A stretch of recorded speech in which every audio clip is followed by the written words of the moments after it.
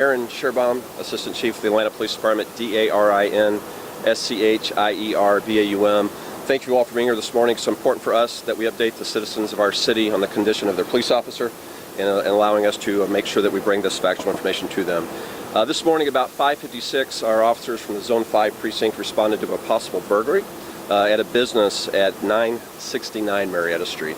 While they were there conducting the investigation, there was a gunfire. One shot was fired, striking our officer. That officer is here at Grady Hospital. We want to commend a couple of actions that took place to ensure his safety. The officers on scene immediately started rendering life-saving care to the officer, applied a tourniquet. He was quickly transported here and is in the competent care of Grady Hospital, and we want to thank them for that and their actions this morning. We do have one person detained. An individual has been detained and brought to our public safety headquarters where he's being questioned by investigators. At this time, we do believe he may be a security guard that was affiliated with the business where the officers were responding to. And so that investigation continues. We know you're going to have a lot of questions about that, and as soon as we have more information, we'll make sure that we bring that to your attention. I do want to say this. Our officers work daily for the good of our citizens, responding to crimes large and small, ensuring that the citizens are safely taken care of. And this shows this morning at 6 o'clock, as many of us were preparing to start our day, officers were serving the city, and one was seriously injured. And we want to thank the support of Mayor Dickens. His chief operating officer is here with us, has been here speaking to the officer and speaking to the family. As we have more information, we will make you aware.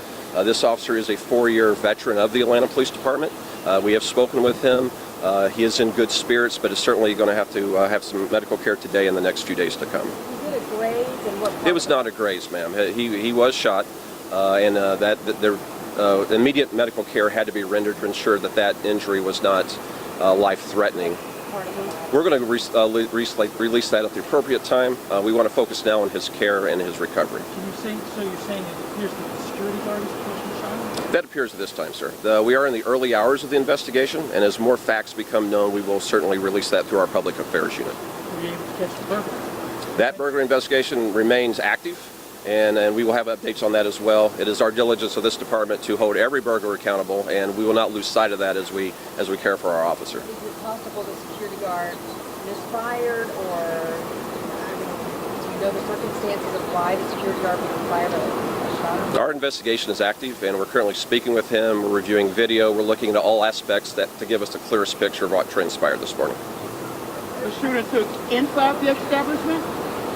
It was on the outside of the establishment, sir. And was it at Florida Taco? Was it right there? It was not, ma'am. It was a shoe store, I believe. The address that was given to that.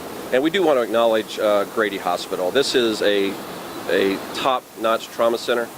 They have a relationship with our police department. If our officers do face danger on behalf of the city, when they are injured, the men and women of this medical facility have always showed optimal care to our officers, and we want to thank them, all the hard-working men and women that are on the front line of the medical profession. How important it was that your officers rendered that aid, and how this could have been a completely different situation? The rendering of aid, the medical care that is applied by our officers, in this case it was applied to an officer of the department, but what you see time and time again is tourniquets applied on citizens and trauma care applied on citizens that save lives as well. So while this training was crafted to serve the citizens of Atlanta, today it was applied to one of our officers to save his life. We're still looking at that, ma'am.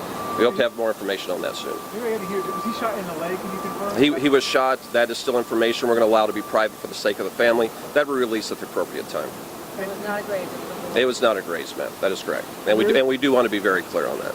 Was there a suspect, or do you have a suspect in custody, or just have the security guard but not an actual burglary suspect? Right. There are two investigations right now. There's an investigation of the burglary as well as an investigation of the shooting of our officer. And you kind of mentioned, going into a burglary call, this is kind of that time of day, just something normal that all these guys on the street have to deal with. And I guess you just never know what you're walking into right. Even if it's a routine call like that. Right? That is why my hat is always off to the women and men of law enforcement, particularly the Atlanta Police Department.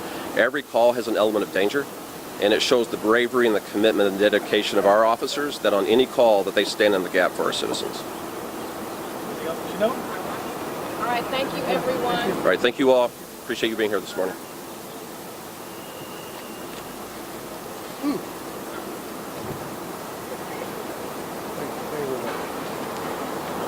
Going live? Yeah. Do you want to just take me, or do you want to wait till it's out?